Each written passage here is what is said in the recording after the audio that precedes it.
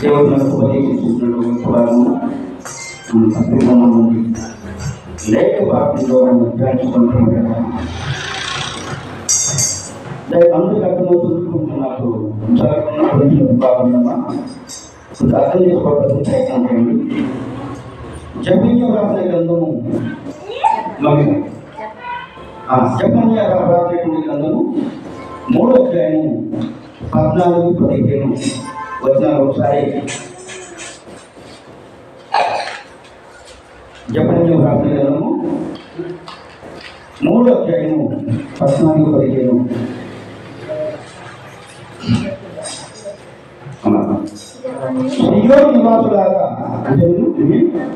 సియోను నివాసులారా ఉత్సాహధ్వని చేయుడి, ఇశ్రాయేలీయులారా జయధ్వని చేయుడి, యెరూషలేము నివాసులారా పూర్ణ హృదయముతో సంతోషించి గంతులు వేయుడి.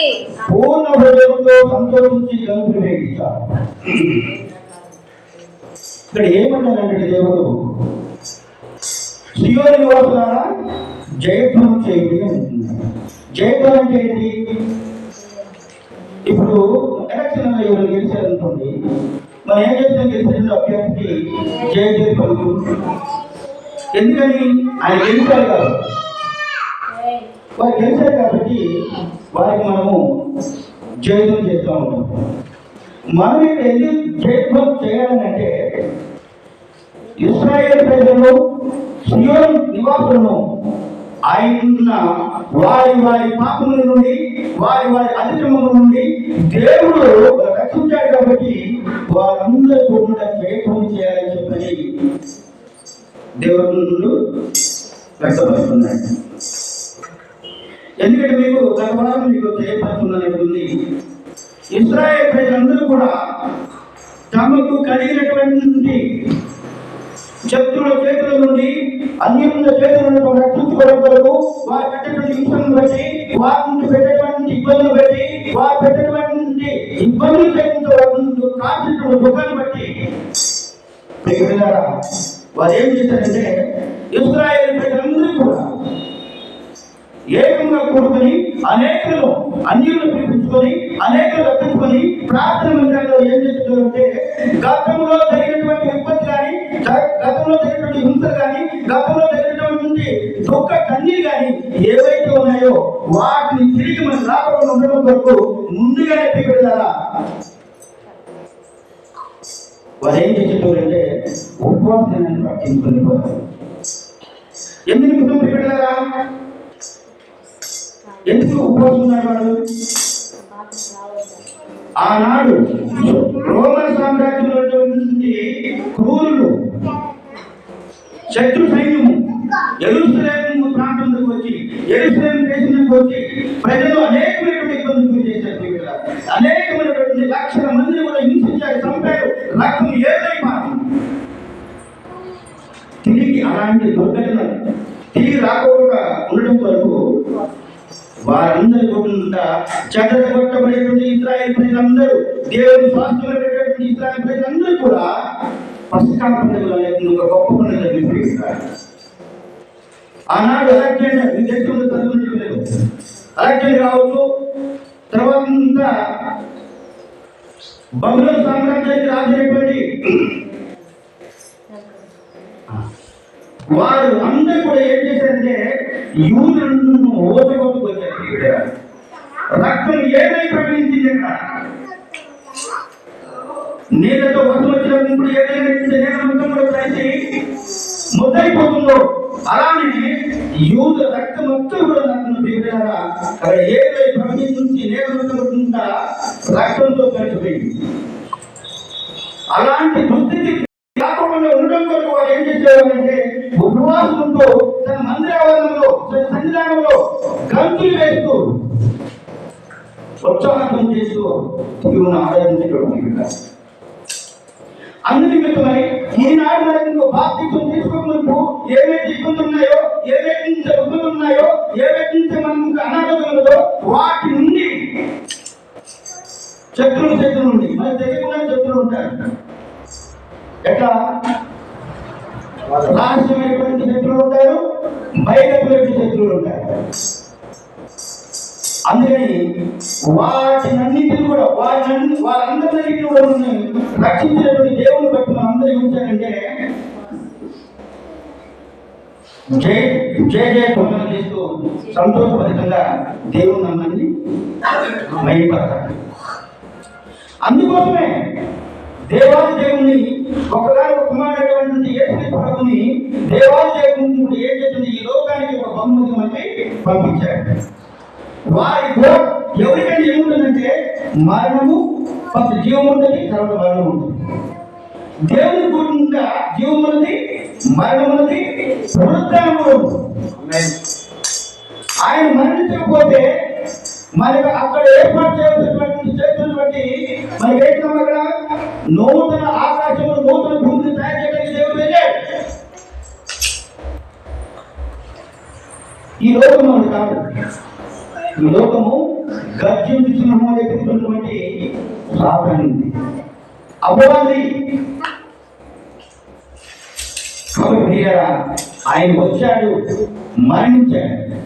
మరణించి తిరిగి లేచాడు. ఆయన రావడం వల్ల అనేక ప్రకటించబడింది. ఆయన మరణించడం వల్ల మనకి ఏంటి రక్షణ దొరికింది. పునరుత్థానం తిన వల్ల మనకి ఏం జరుగుతుందంటే పరలోక రాజ్యంలో అందరూ తప్పడు దేవుని ఎవరికైనటువంటి రక్షణ ఎవరైతే దేవాదేవుడు ఈ లోకంలో వచ్చి యావత్ ముందు పాపం యావత్ లోకమంతా కూడా పాపం చేయకుండా పరీక్షపెట్టిన రోజుల్లో ఎవరైతే నుంచి పరిశుద్ధమైన రక్తం చెందిస్తారో ఆ రక్తం నుంచి ప్రతి ఒక్కరి కూడా పాపం మోసం కలిగి రక్షణ లభిస్తుంది. లేకుంటే ఆయన రక్షణ కాకుండా మనకి రక్షణ లేదు. ఇప్పుడు మనకి గొర్రె పిల్లల రక్తంలో లేదు, మేకలు చిందించిన రక్తంలో లేదు, మన కోడి కట్టుకుంటా మనము బతుకుతాం కదా, వాటిని కూడా మనకు రక్షణ లేదు. ఎందుకని పని ఇవి అన్నీ కూడా దేవుడు చేత కడగబడ్డాయి. అందుకే మీరు దేవుని ఎందుకు మీరు విశ్వాసం ఉంచి దేవుని నమ్మి మీరేం చేయాలంటే ఆయన మన మధ్యలో ఉంచుకొని ప్రార్థించాలి. ఎక్కడైతే ఇద్దరు ముగ్గురు కల్పించిన నామం పేరుంటే అక్కడ గుమ్ముకూడి ప్రార్థిస్తారో మధ్య ఉంటారని సమీపించిన దేవుడు మన మధ్య కూడా ప్రియస్తారు. అందుకోసం వచ్చేటప్పుడు దయచేసి మీరు గమనించిన మీరు చేతులు ఎందుకంటే ఆయన మన మూడుగురు వినాలి. ఆ నిత్యం కూడా మనం నూతనత్వాన్ని పొందుకోవాలి. నూతనత్వం అంటే మీరు చెప్పే రక్షణ, ఆ రక్షణ నిర్లక్ష్యం చేయకుండా ఆ రక్షణను రక్షించుకొని పరలోక రాజ్యం చేరాలని గురి ఆశ. కాబట్టి మనము ఆ ఆశ కలిగి ఉన్నాం. కాబట్టి అందరాకి ప్రార్థన చేయండి, అందరాకి ప్రార్థన చేయండి. దావీదు చేశాడు 7 మార్లు, దినములకు 7 మార్లు స్తుతించాడు. 3 సార్లు ఆయన ప్రార్థించాడు. మోకరించడం మామూలు మోకరించడం మన నుండి ఎక్కడ మనం ఏదైనా తప్పు చేసినప్పుడు పోలీస్ స్టేషన్లో శిక్ష ఇచ్చినప్పుడు వారు ఏ విధంగా శిక్షిస్తారు. ఆ విధంగా మోకాలు 2 కోట్ల భూమిపై యూని చేతులన్నీ కూడా దగ్గర పెట్టుకొని తలని తన మోకాలు ఎదిరించుకొని ప్రార్థించడం. తను చేసినటువంటి పాపం చేసినటువంటి పాపం హెచ్చరించాడు, విమర్శించాడు. ఆడవారికి ముందు పాపము చేయడం ముందు ఎంతైతే సంతోషం ఉందో, ఎంతైతే ఆయన ఆనందం ఉందో ఆ ఆనందం మొత్తాన్ని ఆయన కోల్పోయాడు చేసిన పాపం. ఆయన ఏం చేసింది, చేసిన పాపం బట్టి పశ్చాత్తాపడుతూ రోజుకు 3 సార్లు, రోజుకు 7 సార్లు స్థితితో 3 సార్లు సాధించడం. ఆనాడు వారికి జరిగినటువంటి వాళ్ళు ప్రార్థిస్తే ఏం జరిగింది, ఆశ్చర్యం జరిగింది. మనము మోసే ప్రార్థించగా మన్నాను కురిపించాడు. మోసే ప్రార్థించగా మన్నాను కురిపించాడు. మన్న ఎట్లుండేది తెలుసా మీకు? అమ్మ మన్న ఎట్లుండేది తెలుసా? మంచు వరే కొత్తిమీర గింజను పోయి ఉంటుంది. మంచు వలె కొత్తిమీర గింజల వంటి ఆకారం కలిగి ఉంటుంది. దాన్ని తిన్న తర్వాత మనకి అసలు మరణం లేదు, వ్యాధులు లేవు, రోగం లేదు, దుఃఖం లేదు, ఎప్పుడు నిత్యానందం జరగబోతుంది. దేవదూతలకు శరాబులు జరాబంధులు 20 ప్రజలు ఉంటే ఆ మహాసభలో ఎవరెప్పుడు లేనిటువంటి ఆ పనిగా దేవుడు మనకి ఇచ్చాడు. ఆ మన్నా నుండి ఆహారంలో భుజించే అవకాశాన్ని దేవుడు మనకి ఇచ్చాడు. అలాంటి కన్యను ఆనాటి నుండి మోసే ఇంకా నాయకత్వంలో ఇశ్రాయేలు ప్రజలు ఐగుప్తులను ఎక్కడ బయలుదేరారు? కనాను బయలుదేరినప్పుడు దేవుడు వారి నుంచి మన్నాన్ని తెప్పిస్తాడు. పూజలతో మాంసం ఏర్పాటు చేశారు. కానీ వారు విశ్వసించగా అన్ని మహత్కార్యాలు, అన్ని అద్భుత కార్యాలు, అన్ని ఆశ్చర్య కార్యాలు చేసినప్పుడు కూడా వారు విశ్వసించగా దేవుని ఏం చేసినట్టు అందుకున్నారు. అందులో బట్టి వారి శిక్ష. అందరికీ ఈనాడు నన్ను కూడా వేయగలరా ఎన్నో బాధల నుండి, ఎన్నో ఇబ్బందుల నుండి, ఎంతో నన్ను దుఃఖించినటువంటి కన్యకు ఇలాంటి ఎన్నో సందర్భాలు ఉండవచ్చు. కానీ నీ నా మనందరి యొక్క దుఃఖాన్ని కన్యను కూర్చున్నటువంటి దేవాది దేవునికి మనం ప్రజలుగా తెలుస్తూ విశ్వాసం కలిగి నమ్మకం కలిగి దేవుని ఆరాధించడమే మనందరూ. అలానే యుద్ధం జరుగుతుంది. కాలంలో యుద్ధం జరిగేటప్పుడు దేవుడు ఏ కాపురం లేదు, సైనికులం లేదు, కొంతమంది ఉన్నప్పుడు ఆయన ఏం చేసిందంటే ప్రార్థించగా, విశ్వాసంతో ప్రార్థించగా సూర్యచంద్రులు ఆగిపోయింది కదా. సూర్యచంద్రులు ఆగిపోయింది అంటే ఒక రోజు లేదు. అందుకోసమే మన యొక్క క్యాలెండర్ మనం గమనించినట్టయితే చూపించారా, మనకి 366 రోజులు అసలు ఉండాలి. కానీ సంవత్సరం నుంచి ఎన్ని దినములు చూపించారా? 365 రోజులు. అంటే ఆ రోజు ఇక్కడ పోయిందంటే అక్కడే పోయింది. చూడాలి, సూర్యచంద్రులు ఆగడం అంటే ఒకసారి ఆలోచించండి. సూర్యచంద్రుడు ఆగడం అంటే ఒకసారి ఆలోచించేయండి.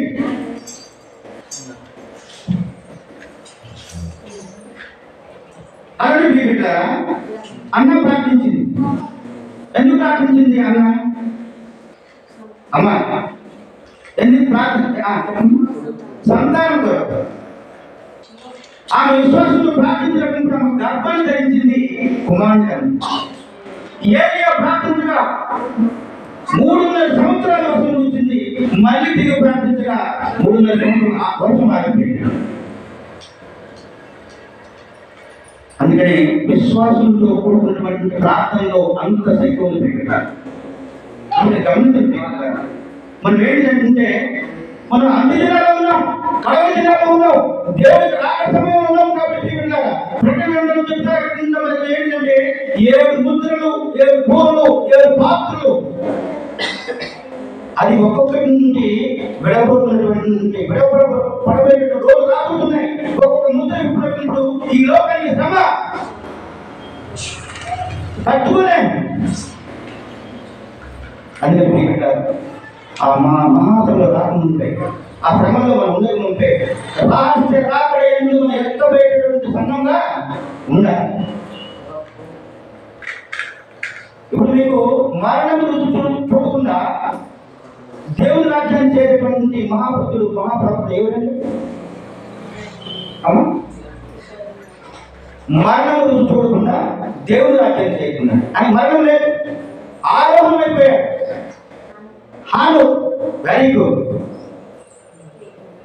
మనం కూడా ఈ లోకం ముందు మహాసంలో కరగముందే మనం కొంత రాష్ట్రం ముందు ఎక్కబడేటువంటి సారథ్య సంఘంలో ఉండాలని చెప్పి ఆశ కాబట్టి మనం ఈ యొక్క లోకంలో కలగబెట్టేటువంటి మహాసంలో సంఘాన్ని మనం తట్టుకోలేం కాబట్టి భయం కలిగి జాగ్రత్తగా వెలుగు కలిగి ఆయన ఎందుకు మనం విశ్వాసం ఉంచి నమ్మకంతో ప్రార్థించినట్లయితే ఆ మహాశ్రమని కూడా దేవుడు మనకి తప్పిస్తారు.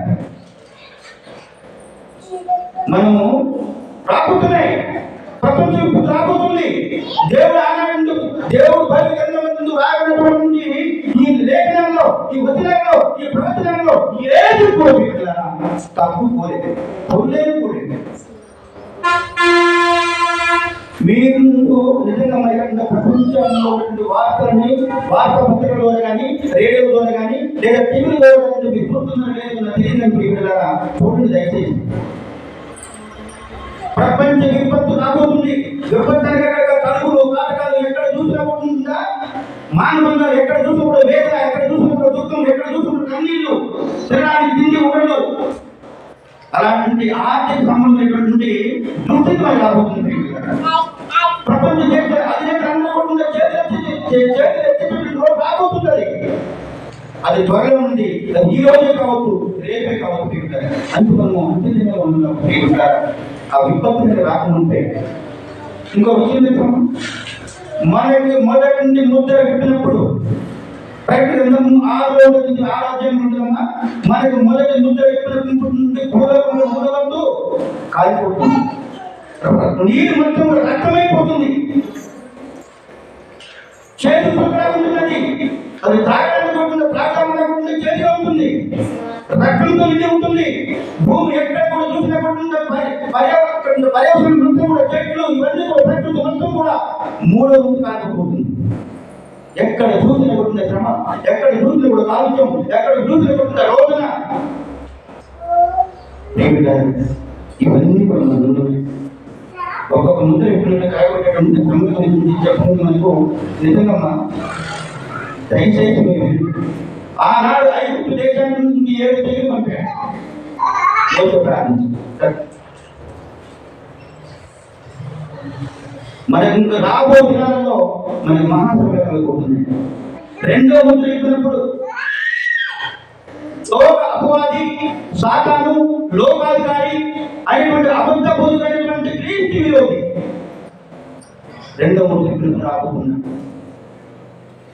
వీళ్ళందరూ కూడా దేశాలందరూ కూడా సమకూడి ఒక సమావేశం ఏర్పాటు చేసుకొని ఈ విపత్తులను తట్టుకోలేకపోతున్నాం, ప్రజలను రక్షించలేకపోతున్నాం, ఈ యొక్క కడుగు కాడగా నుండి మనం బయటపడేది ఎలా? అయోమయం, అగమ్యపోతే ఆ దినాలలో నేనున్నాను దేవుడు ఏ విధంగా ఎన్ని అద్భుతమైనటువంటి ఆశ్చర్యకరమైనటువంటి కార్యాలు చేస్తాడో అదే విధంగా అపవాదమైనటువంటి సాధన కూడా అలాగే చేశారు. అది నమ్మి మనం చూస్తాం, కన్నా చూస్తాం, టీవీలో చూస్తారు. అవన్నీ చూడబెట్టిన రోజు త్వరలో ఉన్నాయి. అవన్నీ మీరు చూస్తారు, టీవీలో చూడకుండా ఉన్నారు. ప్రతి ఒక్కరు కూడా చూస్తారు. అందుకంటే దేవుడిని సృష్టించినటువంటి అన్ని జగమైనటువంటి ప్రజలందరూ కూడా చూస్తారు.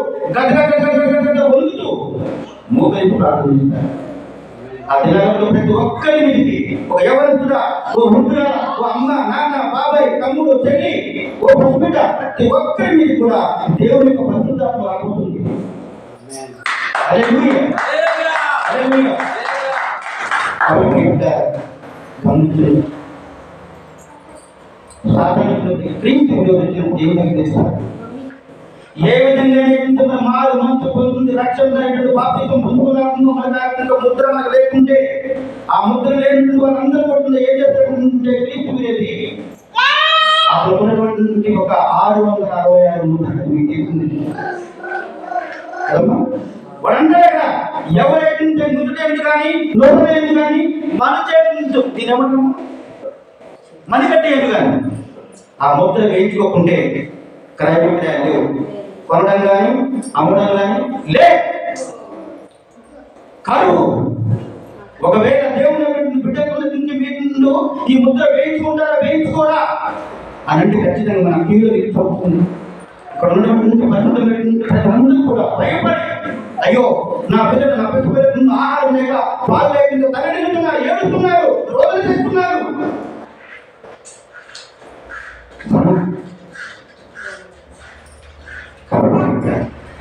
దేవుడు రక్తాన్ని మనం బాధ్యతలు పొందుకుంటున్నాం.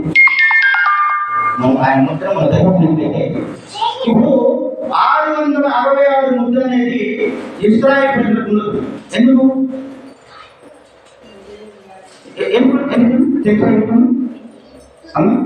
ఇశ్రాయేలు ప్రజలకు 666 ముద్ర అనేది ఎందుకంటే వారు దేవుని స్వాస్థ్యం, వారి దేవునికి వాగ్దానం ఫలం వారి పొందుతారు. వాడు ఏం చేశాడంటే ప్రపంచ దేశాన్ని ఏకమై ఈ యొక్క ప్రపంచాన్ని నుంచి నడి కేంద్రంలో సెంట్రల్ నుంచి యెరూషలేముపై ఏం జరిగిపోతుంది? దాడి జరిగిపోతుంది. వీళ్ళందరూ ఏకమవుతారు. ఇప్పుడు మనం చూస్తున్నాం అనేకమైన దాడులు. ఇక్కడ ఏంటి? బయోవాన్ అంటే కొత్తగా వచ్చింది. మనుషులపై ఎక్కడి నుండి నడుపుకోవడం సంపూర్ణంగా గాలిలో వాయు ద్వారా ఉన్నాయి. ఆ ర్యాకెట్ ద్వారా, ఆ విమానాల ద్వారా, విమానాల ద్వారా వారి మీద ఖండించినప్పుడు తట్టుకోలేం. అందుకోసమే క్రైమ్ విక్రాయ్ అనేది శాతం కానీ ముందు మనం వేయించుకోవడం అనుకున్న క్రైమ్ వేయించుకుంటూనే జరుగుతాయి. లేని పక్షంలో ఎప్పుడైతే ఒకవేళ శాతాన్ని ఏర్పాటు చేసిన ముద్రను నువ్వు కానీ నీరు కానీ మనందరం కానీ ఎవరైనా సరే ఆ ముద్రను ఏం తీసుకున్నావా దేవుని యొక్క రాజ్యాన్ని మనము కోల్పోతుంది. అదే అబ్రహాం ఇబ్బంది పెట్టేది ఎన్నో ఇబ్బందులు, ఎన్నో కష్టాలు, ఎన్నో దుఃఖాలను మిగిలాయి. నిజంగా అబ్రహాం గారిని మనం చూస్తుంటే నిజంగా ఎంత ఆనందం చెప్తారు. మనందరం కూడా ఆయన ఏంటి? అబ్రహాం సంతానం, అబ్రహాం గారి సంతానం అందరూ నిజంగా దేవుడు నిజంగా వారు ఏం చేశారంటే శారా గారు, అబ్రహాం గారు 25 సంవత్సరాల వరకు గర్భంతో చూశారు. 25 సంవత్సరాలు కానీ లేదు. కానీ నా దేవుడు వారి మరణ ఆలోచించాడు, వారి విశ్వాసాన్ని గమనించాడు, వారి నమ్మకాన్ని గమనించాడు. గమనించి ఏం చేశాడంటే అబ్రహాముకు ఒక వాగ్దానం చేశాడు. ఏమని? అబ్రహాము నీకు కుమారుడు నేను కలగజేస్తాను అన్నప్పుడు శారమ్మ తల్లి నవ్వుకుంటుంది కదా, మనసుకు నవ్వుకుంది. ఏంటి ప్రభువా, మా శరీరం మొత్తం కూడా ఏమైపోయింది? మృతుల్యమైపోయింది. సంతాన్ని సాధించినటువంటి వయసు మాది అంతా కూడా ఉంటే నా శరీరం మొత్తం కూడా ఏమైపోయింది? మృతలో కొడుకులు ఉన్నాయి. అలా మాకు సంతానం కానీ ఆనాడు నా దేవుడు, నీ దేవుడు, మనందరి దేవుడు, వాగ్దానం చేసిన దేవుడు వాగ్దానం ఫలముగా ఎవరిచ్చారని సాధించారు. వాగ్దానం రుజుడు హాగ తెలుసు కదా, ఆగదు ఎవరు దాసి సంతానం లేకుండా ఇంకా శారమ్మ గారు చెప్తారు. ఇట్లా వారి వివాహం ఆయన పుట్టినటువంటి సంతానమే ఎవరు? ఇస్మాయిల్ సంతానం. ఇప్పుడు దేవుడు వాగ్దానం చేసినటువంటి వాగ్దాన ఫలానికి శారీరకంగా జన్మించినటువంటి ఇస్మాయిల్ మధ్య గొడవ ఇదే. ఇప్పుడు ఏంటంటే వారి మనుషులు అన్నదమ్ములమే, కానీ మనం వాగ్దానం బిడ్డలం, శారీరకమైనటువంటి పుత్రులు. మనకి ఏం లేదు, నువ్వు అన్నదమ్ములం పిల్లమా. అందుకే దేవుడు అబ్రహాం గారి యొక్క విశ్వాసాన్ని పరీక్షకు కలిసి ఏం చేశాడంటే, అబ్రహామా నీ ఒక్కగాని ఏకైక కుమారుని ఇస్సాకు నాకు భరిస్తావని అడిగాడు. ఇక మన మీద ఒకసారి గమనించండి. మనం ఎవరికైనా సాయం చేసినా, మనకు వేరే వాళ్ళ నుండి ఎవరైనా అధికారులు వచ్చి మనకు ఏమైనా మీకు సంక్షేమ పథకాలు ఇస్తున్నారు ప్రభుత్వం వారు, మీకు ఇంకా నూతన గృహాన్ని ఏర్పాటు చేస్తున్నారు అన్నప్పుడు మనకి ఎంత సంతోషం ఉందో చెప్పండి. అప్పుడు మనం ఏం చేస్తామంటే మనతోనే పోదు, అధికారులు వచ్చి మీరు చెప్పినప్పుడు ఆ విషయాన్ని అనేకులు తెలియకొస్తాం.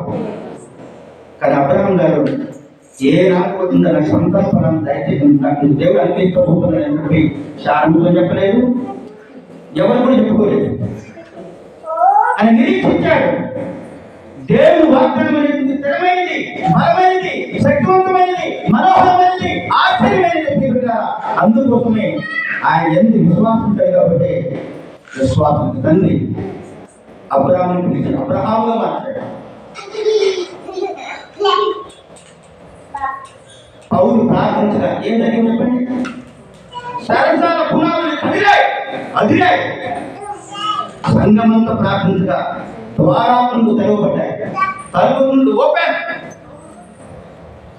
అందుకని పెట్టారా సంఘ ప్రార్థన గట్టి ప్రార్థన శక్తివంతమైంది, అంత బలమైంది. కాబట్టి పెట్టారా సంఘంలో కొడుకుంది. ఎందుకంటే నాకు నాన్నగారు ఆత్మీయ నాన్నగారు లేనటువంటి లోపు నాకు ఏమిస్తుందంటే వారు ఉంటే అదొక పరిశుద్ధాత్మ. ఎందుకంటే ఎందరో ఉన్నారు పిలవబడినటువంటి వాళ్ళు అనేకులు, ఏ పత్రిపడిన వారు కొందరే. దేవుడు ఉండే నాన్నగారిని పరిశుద్ధాత్మ దేవుడు ఎన్నుకున్నాడు. ఆయనలో పరిశుద్ధాత్మ ఉంది కాబట్టి ధైర్యం ఉండదు. అందుకని నీలో పరిశుద్ధాత్మ ఉంది, మీలో పరిశుద్ధాత్మ ఉంది, మీలో పరిశుద్ధాత్మ ఉంది, నాలో పరిశుద్ధాత్మ ఉంది. అందరూ కూడా ఏకమై ప్రార్థించినప్పుడు దేవుని యొక్క పరిశుద్ధాత్మ మన మీద దిగొస్తుంది కదా. అందుబట్టి ఆమేన్, హల్లెలూయా, హల్లెలూయా, హల్లెలూయా.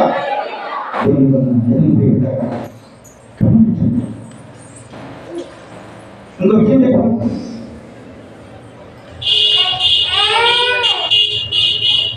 క్రీస్తు విరోధి 7 సంవత్సరాల ఒప్పందం. క్రీస్తు విరోధికి ఏ పట్టణానికి, యెరూషలేము పట్టణానికి మధ్య 7 సంవత్సరాల ఒప్పందం అనేది ఉంటుంది. 7 సంవత్సరాల ముందు ఉంటుంది. మొదటి 3.5 సంవత్సరాల శ్రమలు, మిగిలిన 3.5 సంవత్సరాల ముందు మహాశ్రమ. మొదటి నుండి 3.5 సంవత్సరాలు ఏంటి? మహాశ్రమ. మిగిలిన 3.5 సంవత్సరాలు మొదటి 3.5 సంవత్సరాల శ్రమలు, మిగిలిన 3.5 సంవత్సరాలు మహాశ్రమ, డబల్ శిక్ష. అందుకని నేటి వరకు మన మెసేజ్ వచ్చాడని, యేసు వారి మెసేజ్ వచ్చాడని నేటి వరకు కూడా ఇస్రాయేల్ ప్రజలు నమ్ముతారా? నమ్మరు.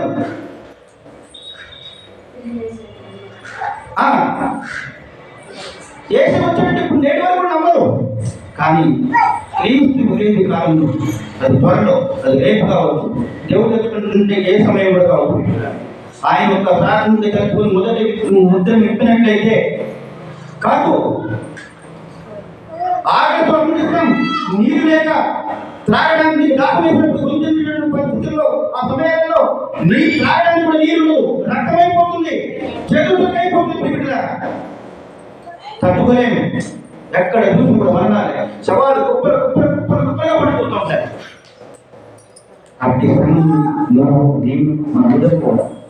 ప్రపంచంలో దేవుని యొక్క బిడ్డ అన్ని దేవుని అంటే వారి దేవుని బిడ్డలు కాదా? అందరూ కూడా దేవుని బిడ్డలు.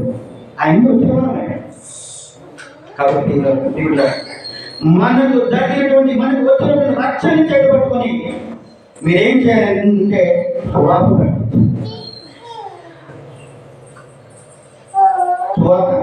ప్రకటించండి. ఈ రోజు ఏదైతే అబద్ధ బోధేటువంటి రాబోతుంది, వస్తుంది కూడా జరుగుతుంది అబద్ధ బోధ అనేకటువంటి ఏది అక్కడ దైవాంపు ఏవో భాషలని చాలా అంటే వాళ్ళు పడుతుంది. అంటున్నాయి బోధ అనగా దేవుని యొక్క బోధ, దేవుని యొక్క సత్యాన్ని ఏ విధంగా తెలియపరుస్తారు అనేది మనకు ఇక్కడ ఈ గ్రంథం ఆధారం ఏమో తెలుసుకోవాలి. కాబట్టి దేవారాత్రులు తన వాక్యం ధ్యానించేవాడు ధన్యుడు. అందరికీ దేవుని వాక్యం మనకి పుస్తకాలు 66 పుస్తకాలు రాయబడింది. దాని మీద నిత్యం పోకుండా చదువుతున్నట్లయితే నూతన తోడలు వెళ్తారు, మీరు రక్షణ వాక్యాలకు వెళ్తారు, పరలోకాన్ని నుండి సమర్పించుకుంటారు. మీరు అక్కడ ఏడు ఉండదు, దుఃఖం ఉండదు, ఆకలి ఉండదు, తర్వాత మరణం ఉండవు, రోగం ఉండదు, నిత్యం కూడా చికిత్సూ ఉంటాం. కులమత భేదం ఉండదు, ప్రాంత విభేదం ఉండదు. అందరూ కూడా ఏం చేస్తామంటే నిత్యం చికిత్సూ ఆయన సన్నిధానంలో దేవుని స్తుతించుడి, ఎల్లప్పుడూ దేవుని స్తుతించుడి అనేటువంటి సంగీతంతో పాడుకుంటూ నిత్యం కూడా మనం ఆనందం పొందుకుంటాం. అదే మన పని. అక్కడ జీవోత్సవ జరుగుతాయి, మన జరుగుతున్నది.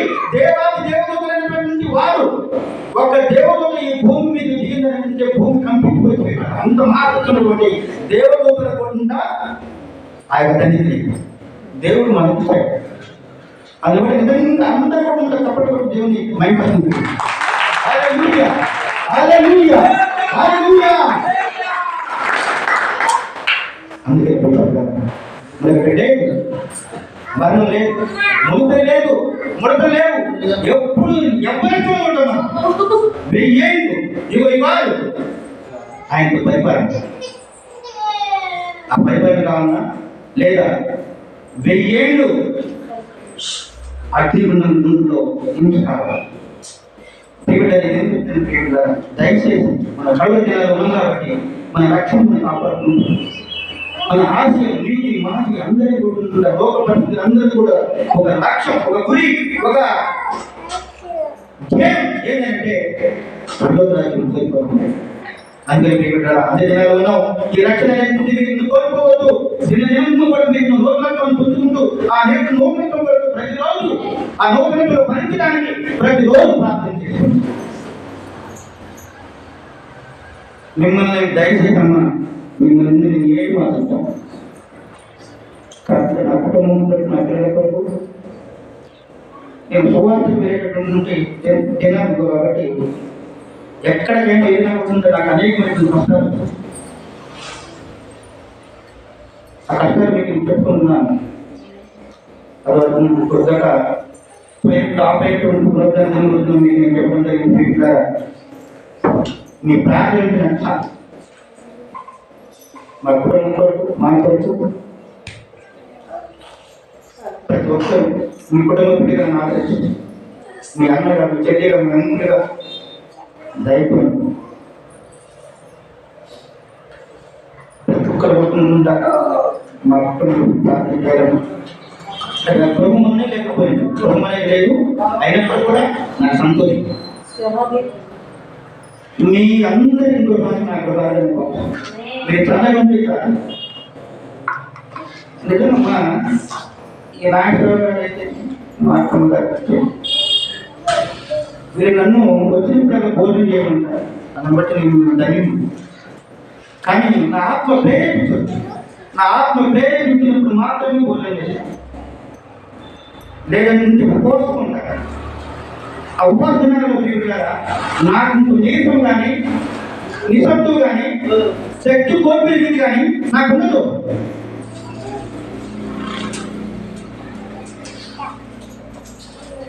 సువార్త ప్రకటించని బతుకుపెట్టారు. నిజంగా ఎట్లా కొట్టాడంటే జొన్న వెండి కొట్టాడు కొట్టాడు.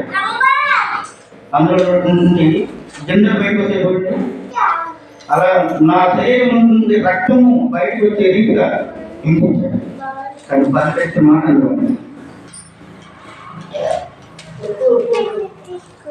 అనేక బిడ్డలు వచ్చాయి, దేవుని బిడ్డలు వచ్చాయి, లక్ష్మీ బిడ్డలు వచ్చాయి.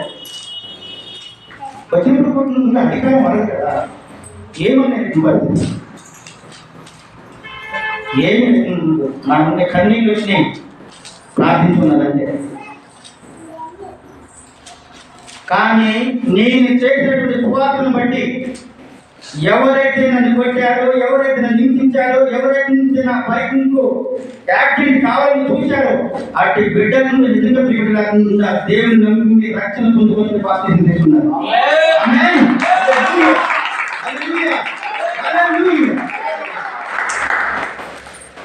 అందుకే దేవుడు సువార్తను బోధించు వారి పాదము సుందరమైనవి అసుందరమైనవి. సువార్తను పట్టించుకోండి. దేవుడు అదే సువార్త పట్టించాడు. ఈ లోకంలో దేవుడు పట్టించాడు సువార్తగా మంచి వార్త. ఆ మంచి వార్త ఏంటి? పాపంలో పడి నుండి కనుమరుగైపోతున్న బిడ్డలారా, మీరందరూ నరకానికి కూడా ఇష్టం లేదు. అయినప్పుడు కూడా నేను మీకు శుభవర్తమానాన్ని అందిస్తున్నాను. అనేకుల నుండి ఎవరిని చనిపోయిన వారి నుండి లేపాడు, రోడ్ల నుండి స్వస్థపరిచాడు. దుఃఖ దినంలో బిడ్డలందరూ కూడా వారి కన్నీరు గురి చేసి ఆనందంగా నాట్యం మార్చాడు. దయ్యముల చేత, దురాత్మల చేత, ఎన్నెక్కడ నుండి వారి చేత బంధింపబడిన ప్రజలందరూ కూడా వారికి స్వస్థపరిచాడు. కాబట్టి అట్టి రక్షణ నిర్లక్ష్యం చేయకూడదు. అందుకే ఈ లోకానికి కానీ సులువుగా చిక్కులు పెట్టాలి. ఇప్పుడు దేవుడికి ఉన్నట్టుగానే వాణి కూడా నువ్వు పేర్లు ఉన్నాయి. దేవుడికి ఉన్నట్టుగానే దేవుడు మూడు పేర్లు: తండ్రి, కుమార, పరిశుద్ధాత్మ. వాణి కూడా ఏమంటే ఏమో తెలుసా మీకు? సాతాను, అబద్ధ ప్రవక్త, క్రీస్తు. అబద్ధ ప్రవక్త అంటే వాడు ఏం చేస్తాడంటే సజీవంగా ఉంటుంది ఆ బొమ్మను తయారు చేస్తాడు, ప్రజలను తయారు చేస్తాడు. ఆ బొమ్మను అనేకమైనటువంటి నిజంగా చూపెట్టారు. మన బయటకు వచ్చినాక ఏవైతే లేవో ఆ రీతిగా కూడా బతుకుతాడు. సూర్యుడు నువ్వైనా నేనే మనకు నమ్మాలనిపిస్తుంది. చాలా మంది దగ్గర ఆ ప్రజలు ఏం చేస్తారంటే సత్యాన్ని బోధించని చెప్పని వాళ్ళు కూడా విశ్వసించి మాయలో పడి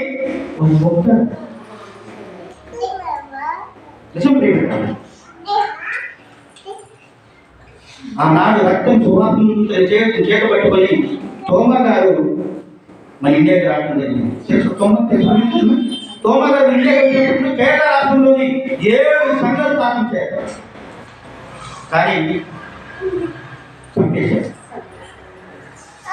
దేవునికి అసాక్షిగా మారిన బిడ్డ.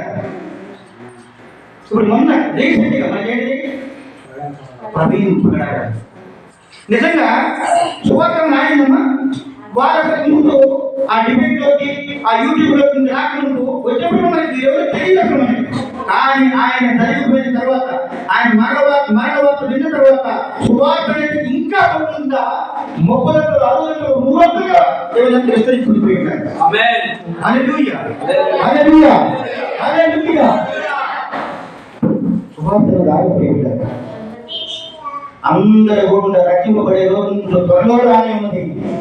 100 మోకాలు చేయకుండా సంఘాలలో మోకరిస్తాయి గతగతలాడుతూ. ఇప్పుడు అమ్మ నమ్మకం అంటే ఏంటి, విశ్వాసం అంటే ఏంటి చెప్పండి. నమ్మకానికి విశ్వాసం వాటి డిఫరెంట్ తెలుసా మీకు? నమ్మకానికి విశ్వాసానికి ఉన్నటువంటి వ్యత్యాసం, తేడా, భేదం ఏంటి? మమ్మీ చెప్పలే తప్ప చెప్పలే. నమ్మకం అంటే చెప్పు. నమ్మకం అంటే తెలుసు అనుకోవడం. ఇప్పుడు నేనున్నాను, నేను ఎక్కడ ఉన్నాను? మైబాద్లో. నాకు సంగబడితే జరిగింది. నేను పలానా డానియేల్ గారి పోతే నాకు జరిగినటువంటి ఈ సిచ్యువేషన్ నుండి నన్ను బయటపడేస్తాను. విశ్వాసం అంటే నేనే దగ్గర ఉన్నాను అనుకోండి, నేనే దగ్గర ఉన్నాను కనపడ్డాను. నేను అక్కడ ఉండి కనపడ్డాను మీకు లేదు, మీరు ఇక్కడ ఉన్నారు, నేను అక్కడ ఉన్నాను, మీకు కనపడలేదు కదా, నమ్మే. విశ్వాసం అంటే నేను మీ దగ్గర ఉన్నాను కాబట్టి జరిగినటువంటి ఏదైతే ఇబ్బందులు చెప్పుకుంటాను అన్నం అనేటువంటి ధైర్యం, అది విశ్వాసం. అందుకని దృశ్యమైన వాటి పట్ల కాకుండా అదృశ్యమైన వాటి పట్ల ఎవరైతే నమ్మకంగా ఉంటారో అది విశ్వాసం. మనకు అన్ని కనపడుతుంది కదా, ఇవన్నీ కనపడుతున్నాయి. మనకు కనపడే వాటి పట్ల కాకుండా దేవుడు ఎక్కడ ఉన్నాడు? మళ్ళీ ఉన్నాడు. తెర వెనకాల తెరను మనం ఉన్నాం, తెర వెనకాల ఉంటే దేవాదేవుడు ఉన్నాడు. అందుకే మనం ఎంతో మంది బిడ్డలు దేవుడి లోకానికి వచ్చినప్పుడు ఆయన చేసినటువంటి అద్భుతమైన కార్యాలన్నీ కూడా చూశారు. అందరూ కూడా అనేకలు చూశారు. కానీ వారి కంటే మన ధైర్యం ఎందుకంటే మనం చూశారు చూడలే. కాబట్టి వారికి లేనటువంటి ధన్యత మనది. చూడగలుగుతున్నప్పుడు చూస్తున్నారు. అమ్మా చూసి నమ్మడానికంటే చూడగలిగినటువంటి వాడు గొప్పవాడు. ధన్యుడు. అందుకే ఉంటారు ఆయన మీకు తెలుస్తున్నాము. ఇప్పుడు ఈ సృష్టి అంతా చూస్తున్నారు మీరు, సృష్టి అంతా కూడా చూస్తున్నారు మీరు. ఈ కనబడుతుంది సృష్టి అంతా దీన్ని తయారు చేసింది ఎక్కడ వచ్చింది మీకు ఎప్పుడు ఆలోచన చేయండి. ఎక్కడ చేసింది, ఎక్కడైంది? ఆది ఎందు వాక్యము, వాక్యము దేవుడే, ఆ వాక్యమే శరీరగా ఈ లోకానికి వచ్చింది. ఇప్పుడు మన అక్కడ ఉందా ఒక నరుడు కలుగులు కాక అనంటే కలుగులేదు ఆయన మాట సరిగ్గా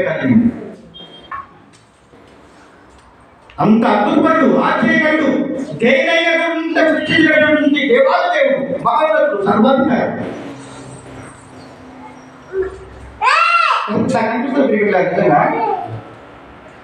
మనం ఇక్కడ అసలు దేవుడు ఈ శరీర అవయవాలు ఏంటిది, ఈ అవయవాలను చుట్టుకుంటా శరీరం అస్థిపంజరం ఈ భూమి మెయిన్ పార్ట్ లోపల పెట్టాడు దేవుడు. మెయిన్ పార్ట్ తెలుసు, కిడ్నీ కానీ లివర్ కానీ హార్ట్ కానీ తర్వాత లంగ్స్ కానీ ఊపిరితిత్తులు కానీ వీటన్నిటి కూడా ఇది ఒక రక్షణ ఉంది మనకి కదా. ఇక్కడ ఎవరైనా మనం తాకడానికి అంటే గైడ్ పట్టాలి కదా వెళ్ళిపోతే అట్లా మనకేం కాదు కింద పట్టాలనుకుంటుంది ఏం అవదు. అంటే పైన ఉన్నటువంటి శరీరం కాకపోతే రాకపోతుంటే మనకేం అవదు. మనకి అంటే ఇంపార్టెంట్ మెయిన్ ఆర్గాన్ నుంచి వాటి చుట్టూ కూడా దేవుడు ఏం చేసినట్టు ఒక ప్రత్యేకమైనటువంటి వలయాన్ని కవచాన్ని ఒక గోడటువంటి శరీరాన్ని దర్శనం చేశాడు. సరే ఇక్కడ చేసిన తర్వాత అనిపిస్తుంది ఈ గుండె మన హృదయాన్ని మనలో పెట్టిండు. అసలు హృదయానికి పని చేయాలి, ఎందుకు పని చేస్తుంది, ఎక్కడ పని చేస్తుంది ఒకసారి ఆలోచన చేయండి. మనకి ఆలోచన లేదు, ఈ కంటి చూపు ఏంటిది, ఈ చూపు ఎంతైనా చూడగలుగుతున్నాం. ఎలా సాధ్యం ఇది చెప్పండి. డాక్టర్ సాధ్యమా? మీరు అందరూ డాక్టర్ సార్ అంటే సార్ ఎందుకంటే ఇలాంటి వచ్చినప్పుడు అయ్యారు లెన్స్ పెడుతున్నారు కదా. ఆ లెన్స్ అని కూడా దేని అంటే గతంలో ఉంటే ఆ చూపించింది ఆ లెన్స్ని దాని నుంచి డిపెండ్ చేసుకుని ఆదాయం చేసుకుని మాత్రమే అది అసలు కన్నా పూర్తి లేకపోతే ఏర్పాటు చేయడం మానవుడు అంత మేకశక్తి ఉంది కదా. ఈ నవీన్ ఉన్నది ఖచ్చితంగా. దేవుడు ఏమన్నట్టుంటే నాకంటే మీరు అద్భుత కార్యాలను చేయగలుగుతారు. ఎందుకంటే ఆయన మీద విశ్వాసం ఉంది. ఒకసారి ఇట్లనే మోసే గారు చదివేసి ఏం చేసిందంటే ఆ కొన్ని కట్టెలు తెచ్చుకొని చదివేస్తున్నాడు. ఆ కట్టెయిన తర్వాత తిరిగి ఆ మంట ఆరిపోయేలో మరి కొన్ని కట్టెలను సమకూర్చుకొని తన యొక్క శరీరాన్ని కలిగినటువంటి ఆ తరగతి నుండి వెళ్ళిపోవడానికి కోసం ఆ కట్టెలు పోయాడు. పోయినప్పుడు అక్కడ ఏం జరిగింది, ఒక పాము కాటు వేసింది. పాము కాటు వేసినప్పుడు అక్కడ జనంతా అన్నారు ఈయన చచ్చిపోతాడు కదా. చనిపోయాడు. ఆయన ఏమున్నది, జీవాత్మ ఉంది. కాబట్టి మనం మన సత్యం వారి సజీవం దేవాది దేవుడు ఎలాంటి ఉన్నాడు ఆయన పోలిగా ఆయన పోలినప్పుడు మనం తయారు చేశాడు, జ్ఞానం ఇచ్చాడు. ఈ కష్టాలు దుఃఖాలు సహజం ఇవి. అందుకే భక్త అంటాడు గాయం కలిగించేదాన్ని మార్చుకోవాలి. గాయం కలిగిస్తారు చెప్పండి. పరిశుద్ధంలో పరిపక్వం పొంది పరలోక రాజ్యాన్ని చేరుకోవడం దేవుడు గాయం ముళ్ళటువంటి గాయం ఏర్పడుతుంది. దాన్ని దయచేసి మీరు ఏంటి మీరు ఇంతకాలం ప్రార్థన పెట్టున్నాం, ఇంతకాలం మేము విశ్వసిస్తున్నాం, ఇంతకాలం మేము ప్రార్థిస్తున్నాం.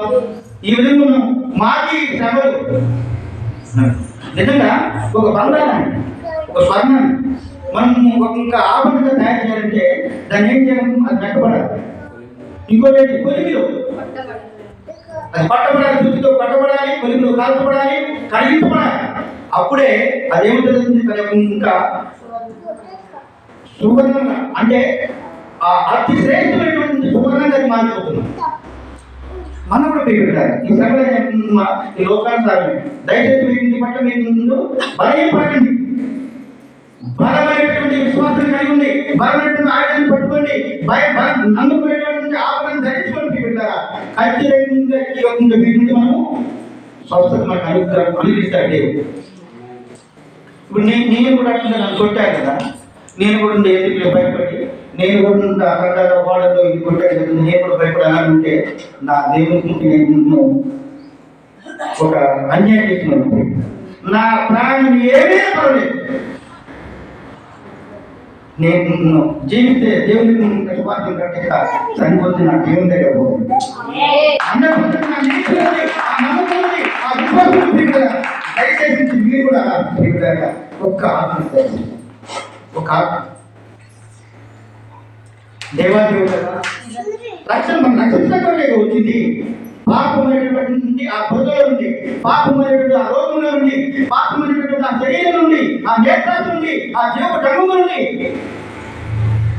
ఆయన వెతికి తీసి బయటికి తీసి రక్షణ ధర్మాన్ని కలిగించడం కోసమే ఆయన పట్టకుండా శ్రమతో పోల్చుకుంటే మనకు శ్రమ ఒకసారి ఆలోచించేది. ఎంత పడపడతామా దున్నబడి శరీరం మొత్తం కూడా నాగళ్ళు ఏ విధంగా పొలంలో దున్నకుంటుందో ఆ భూమి కూడా పెకిలించబడుతుందో. మీకు అమ్మ ఏదో క్రీస్తు ఒక సినిమా ఉంటుంది, క్రీస్తు దేవుడికి సంబంధించి కన్యమై కదా, దాంట్లో ఒక ఇంగ్లీష్లో ఉంటుంది. అది నాకు దాంట్లో మనకి కన్యమై ఉంటే ఆ విధంగా కదమ్మా, అది మనకి మనం కొద్ది బాగా ఉంటుంది. కానీ ఆ ఇంగ్లీష్ అది ఒక విషయం ఉంటుంది మనకి దేవుని చదివితే నిజంగా చెంబు చూపించలేదు మనకు తెలియదు. కానీ నాగలు నిజంగా సాధ్యపడుతున్నాం అట్లా వినబడ్డా. ఎవరు యూదే ఎవరు కాదు అని శిక్షించింది. అందరికీ ఇక్కడ మన పక్కన మన శత్రువులు ఉంటారు, అది మన రక్త సంబంధికులు కావచ్చు. దయచేసి అట్లా ఏమంటాడమ్మా మీరు అట్లా ఉన్నారని అనుకోకుండా దయచేసి ఏమంటే ఒకవేళ అలాంటి దుస్థితిలో మీరుంటే మన రక్త సంబంధికులే ఎవరు కాదు, మన మీద హింసలు నిందలు లేకపోతే అవమానం సృష్టిస్తున్నారు.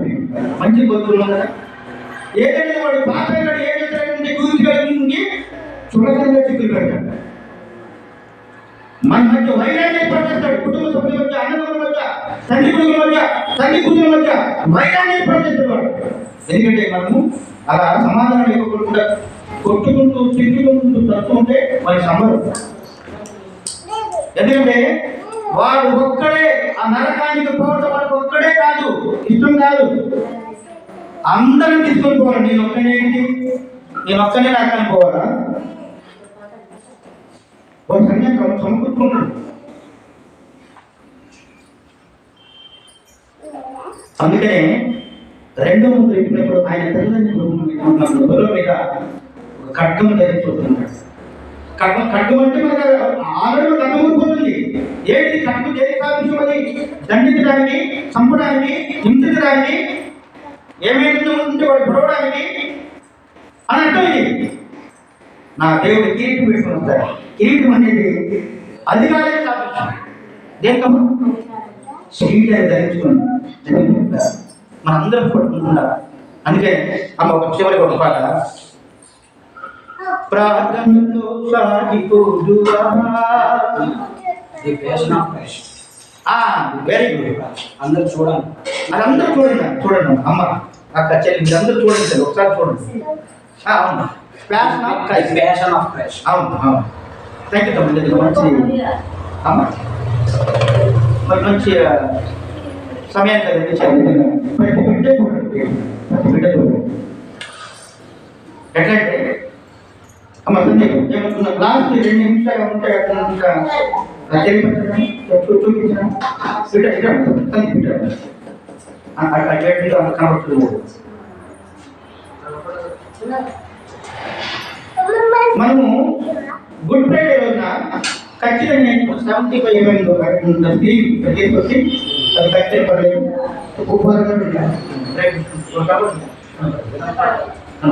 గుడ్ ఫ్రైడే రోజున 100% మీకు అరేంజ్ చేస్తాము. మన దగ్గర ప్రార్థన ఖచ్చితంగా అది చూసి మనం చూద్దాం తెలుసుకుందాం అని పరిగెట్టడం బాగుంది కష్టాలు తెలుస్తాము.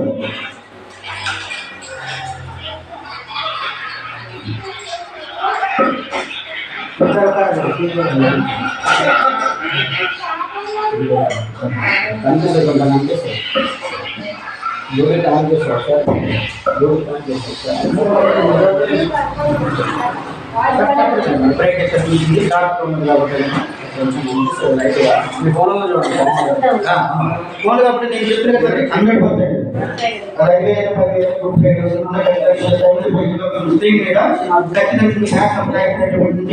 దేవుని యొక్క మహిమ దేవుడి లోకానికి ఎలా ఉంటాడు ఎట్లా వచ్చాడు ఎందుకు వచ్చాడు ఇవన్నీ ఉంటాయి పిల్లలారా దాన్ని చూసి ఏదైతే 100% మీ వాడుతున్నాను ఖచ్చితంగా ఆ మాట సరే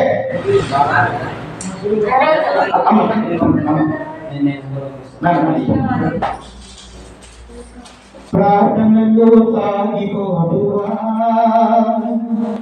ప్రార్థనలో జీవించువా ప్రార్థనలో సాగిపోదువా ప్రార్థనలో